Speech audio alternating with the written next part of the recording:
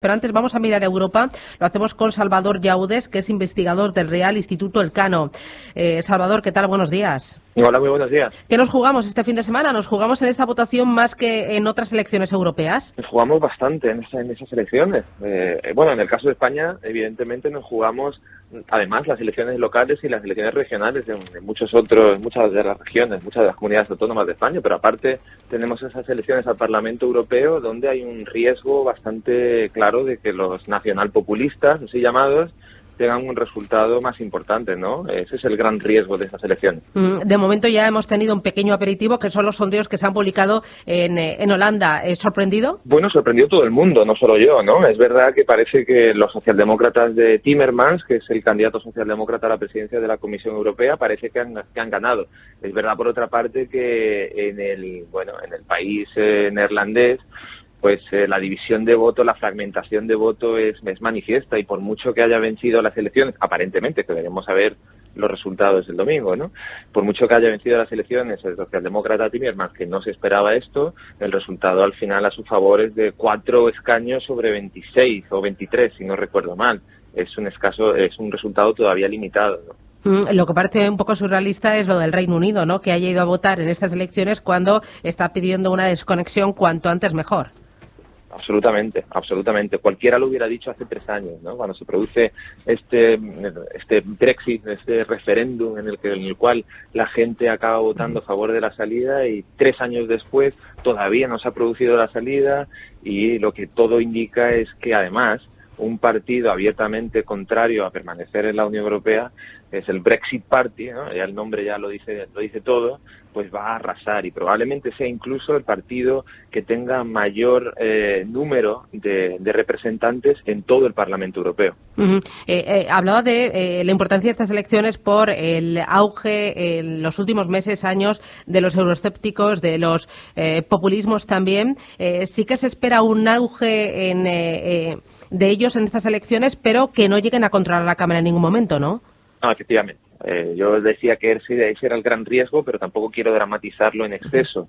Es verdad que como mucho, los sondeos apuntan a que estaríamos hablando de 1/3 de representantes en el Parlamento Europeo. 1/3 es mucho, ¿eh? No pensemos que 1/3 es poco, pero 1/3 no son 2/3, y 2/3 serían aquellos que sí tienen una idea mucho más favorable de lo que es la Unión Europea, y aquellos que sí que quieren avanzar en la legislación comunitaria. Por tanto, bueno, no hay que dramatizar tampoco en exceso, sobre todo teniendo en cuenta que luego además la Unión Europea es un sistema de pesos y contrapesos, donde hay otras instituciones que también tienen mucho poder, entre ellas evidentemente la Comisión Europea, pero también el Consejo Europeo o el Consejo de la Unión Europea. Pero sí que este auge de los populistas en la Cámara sí que va a dificultar las posibilidades de alcanzar mayores acuerdos de integración, entiendo.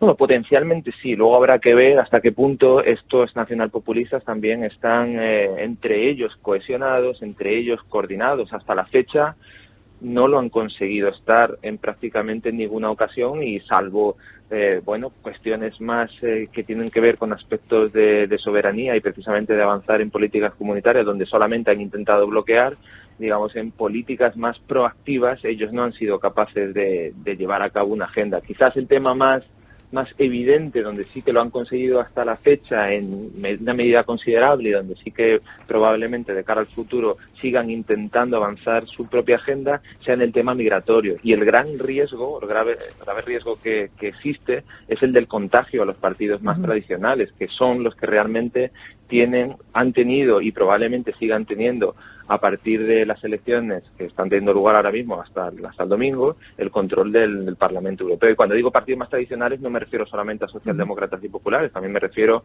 a los liberales y los verdes, ¿no? Una especie de gran coalición plus que va a ser la que domine probablemente la política europea en el Parlamento. ¿Y España qué se juega en estas elecciones europeas? Porque tenemos representación por parte de 54 eurodiputados españoles, ¿verdad? Tenemos 54 eurodiputados españoles, cuando se produzca el Brexit se incorporarán otros 5 más y tendremos 59 eurodiputados españoles. España se juega mucho, evidentemente, esa es la representación nacional que tenemos y, bueno, además lo que todos los sondeos también indican es que va a haber una representación muy importante de las delegaciones nacionales en los grupos parlamentarios más importantes, en los liberales probablemente sea la delegación más fuerte o la segunda más fuerte con Ciudadanos, en los socialdemócratas probablemente también estamos hablando de la primera o segunda delegación más fuerte con los socialistas y en los populares también estamos hablando de un top 3 o top 5 en función de cómo sean finalmente los resultados, es decir, va a haber una influencia presumiblemente muy grande a la hora de tomar las decisiones también que se toman en el Parlamento Europeo. Claro, y decisiones estoy pensando en temas de política agraria, en temas de medio ambiente, en temas también de más integración, temas bancarios. Para España ahí se juega mucho de añadir más presupuesto a la Comisión Europea también.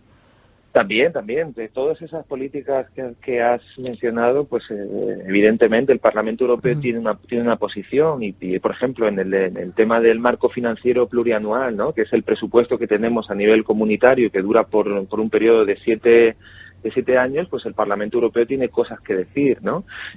Bueno, eso y luego también todo lo que tiene que ver con avanzar la agenda comunitaria, la lucha contra el terrorismo, el tema migratorio, la lucha contra el cambio climático, incluso en aspectos que tienen que ver con política exterior, donde formalmente el Parlamento Europeo no tiene competencias, el Parlamento es una institución a la cual le gusta y le interesa ser focalizada mediáticamente y manifestar sus preferencias y con ello influenciar la política europea. Por tanto, es importante también que los ciudadanos vayan a las urnas, que legitimen a la institución y a los delegados nacionales también españoles, los representantes españoles que vayan allí y si tenemos más influencia también dentro de estos grupos que he mencionado y otros grupos, pues es maravilloso, es fundamental porque de ahí al final también va a haber una serie de políticas que nos van a afectar a nosotros en el día a día y en el corto, medio y largo plazo.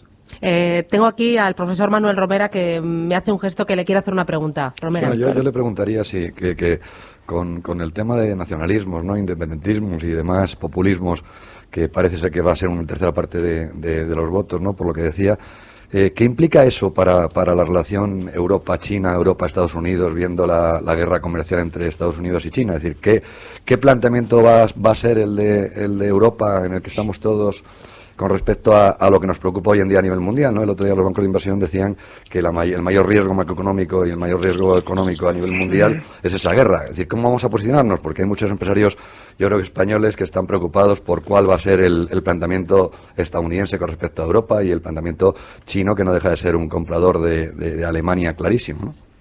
Pues ha dado en la clave de uno de los elementos más importantes contra los que se enfrenta la Unión Europea en estos momentos, y no solo en estos momentos, ¿no?, sino el año que viene, el siguiente, etcétera, ¿no? Todo este posicionamiento primero del presidente de los Estados Unidos, que no es particularmente favorable a los intereses de la Unión Europea, en contra de la Unión Europea, y además después pues iniciando toda esta batalla comercial con China, y luego todo lo que está haciendo China, no lo olvidemos tampoco, ¿no? Todo lo que está haciendo China y cómo nos está afectando ya aquí al continente, pues hay que dar una respuesta. Evidentemente hay que dar una respuesta y hay que decidir hasta qué punto pues esa respuesta va a ser activa o va a ser reactiva. Va a ser proactiva, o va a ser reactiva, hasta qué punto va a ser una respuesta, una única respuesta, o nos vamos a dividir entre nosotros. Yo creo que el Parlamento Europeo va a jugar un rol. Como decía anteriormente, no tiene formalmente competencias para responder en política exterior, pero al Parlamento Europeo siempre le ha gustado posicionarse y siempre le ha gustado pues influir en la agenda política. Evidentemente, un Parlamento Europeo más dividido, más fragmentado, con una presencia mayor de estos populismos nacionalistas y en muchas ocasiones euroescépticos, pues está en una posición más difícil. Pero eso no significa que las otras formaciones no vayan a ser capaces de llevar a cabo pues sus planteamientos, sus posicionamientos, ¿no?, en contra de determinados aspectos, ¿no?, o a favor de determinados aspectos en el ámbito geopolítico. De todas maneras, de todas maneras, conviene, una vez más, vuelvo a lo que decía antes, también desdramatizar un poco el asunto, porque resulta que la Unión Europea, al ser un conglomerado de instituciones donde los Estados miembros, aparte del Parlamento Europeo, tienen un rol absolutamente esencial, si hay un riesgo más grande a la hora de plantear esa respuesta respecto al conflicto chino-estadounidense, está en el hecho de que pueda haber un crecimiento de esos partidos nacionalpopulistas, pero a nivel nacional, y por tanto tengan una presencia más fuerte en el Consejo Europeo, que es al final la institución que está formada por los jefes de Estado y de Gobierno, y es al final esta institución la que guía las líneas, las orientaciones básicas de hacia dónde van las decisiones de la Unión Europea. Por tanto, si se produce un ascenso de esas fuerzas en el Parlamento Europeo, a mí no me preocuparía tanto por lo que el Parlamento Europeo puede decir en términos geopolíticos, que creo que no va a cambiar demasiado.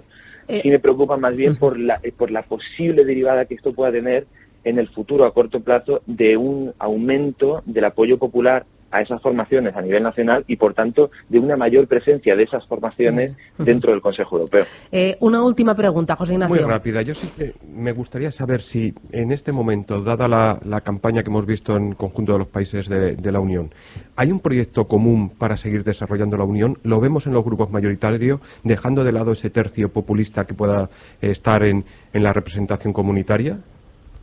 Bueno, las elecciones al Parlamento Europeo tampoco nos engañemos demasiado. Son 28 elecciones diferentes, 28 temas diferentes, o bueno, no 28 temas diferentes, pero donde hay 28 temas que tienen la importancia nacional que tienen, ¿no? En algunos países de la Unión Europea el eje ha sido mayor-menor integración, en otros países de la Unión Europea el eje ha sido izquierda-derecha, en algunos otros países de la Unión Europea el eje ha sido corrupción-no corrupción, en algunos otros países de la Unión Europea inmigración. Bueno, hay que entender las elecciones al Parlamento Europeo como lo que son. Al final es una suma de 28 elecciones nacionales. Eso no significa que no haya un proyecto comunitario. Lo hay, lo puede haber, lo que pasa es que está en discusión, ¿no? En discusión continua, constante, y esto es un proceso. Salvador Llaudes, investigador del Real Instituto Elcano, gracias por acercarnos a Europa y aclararnos las dudas. Gracias, que tenga buen día. Igualmente, Adiós. muchas gracias a vosotros. Chao.